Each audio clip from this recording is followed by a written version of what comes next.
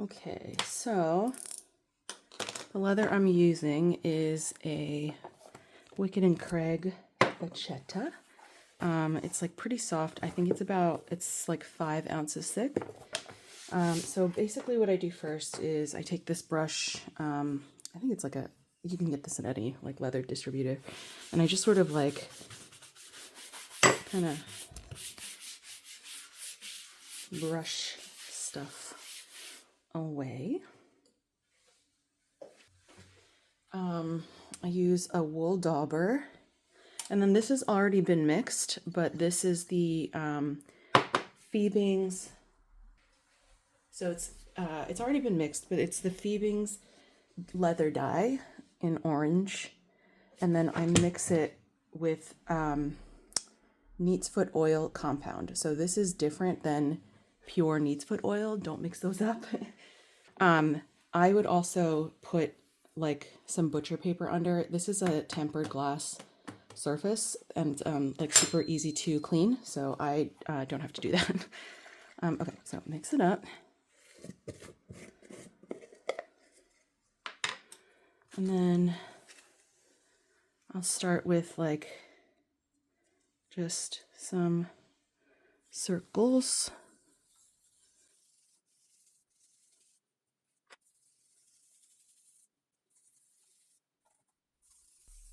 So again, I like mine to be like a little bit mottled, so I don't know how to like do it so it's like an even saturation. So that you might have to do a little YouTubing. Okay, so that's nice and saturated. Sometimes I have dye that like sits on the surface, so this for me is enough to be able to do the back right now. It's dry enough, so it's not like you can touch it, it doesn't come off on your hands. Also wear gloves. Don't be an idiot like me. But if you do get dye on your hands, isopropyl alcohol, 91%, gets that right off.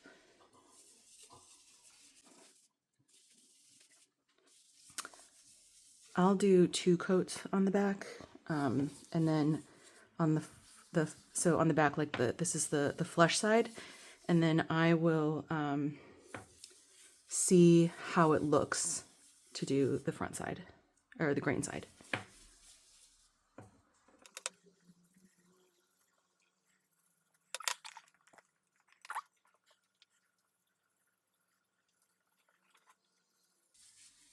And you can do the back basically however many coats you need.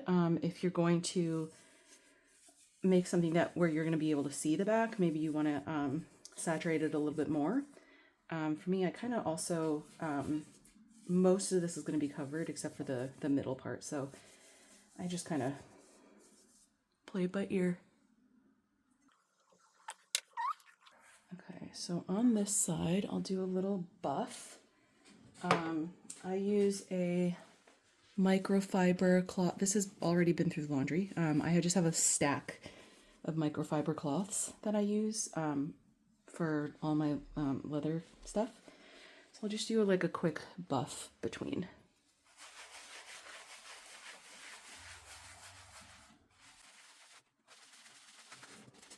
So different dye behaves different, or not different dye, different colors behave differently. So this was probably from the table, but this is just sort of to get any like residue.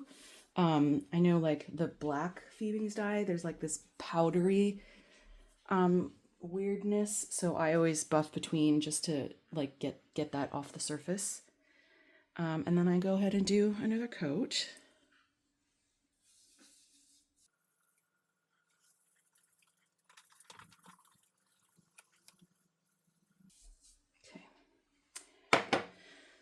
Okay, so I'm actually running low on dye, so I'm gonna show you how much I mix. Okay, there's a new. Okay, so I'm gonna mix. Honestly, I don't really measure. I just like fill the jar. So I'll probably put like, I don't know, like that much. And then again, we're using neat's foot oil compound. We are not using pure neat's foot oil. we will use that, but that's going to be as like a coat, not as a mixer. And then I just kind of feel it out, maybe a little more. Yeah, there we go. We'll do a little shake, shake, shake. Okay, so I'm gonna do another coat on the back.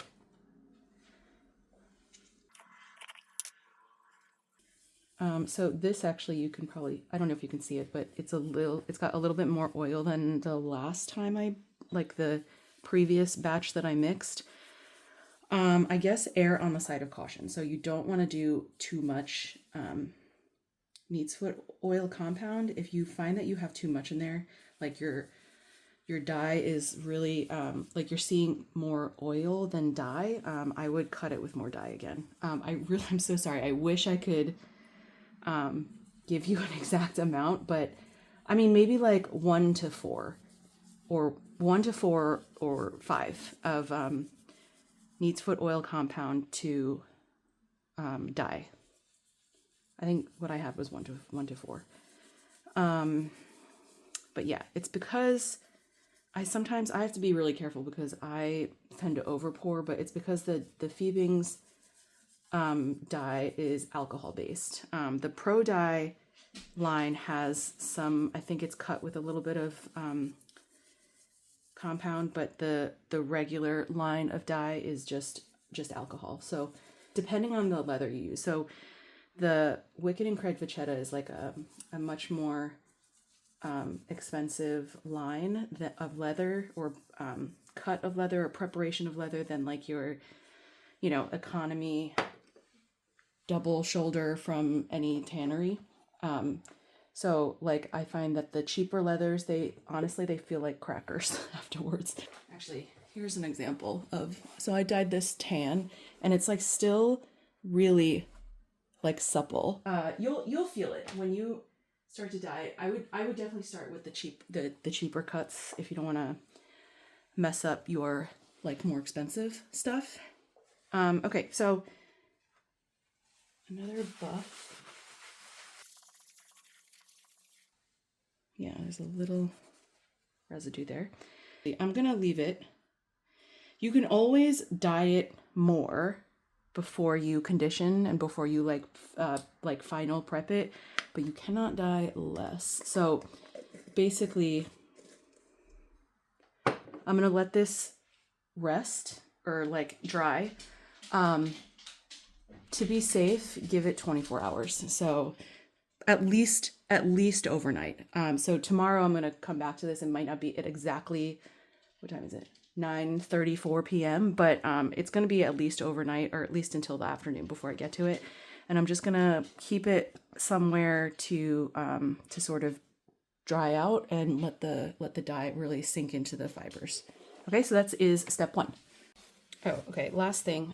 So because I didn't use gloves because I'm dumb, I have dye all over my hands. So I'm just gonna, it's this isopropyl alcohol at 91%. And I'm just gonna take a little bit of in a little bottle, and then literally it'll just like come right off. Like you can scrub with soap and water until you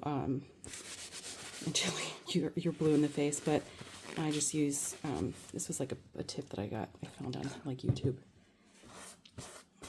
and you just sort of get that off of there, and then I just kind of give my table a little wipey wipe.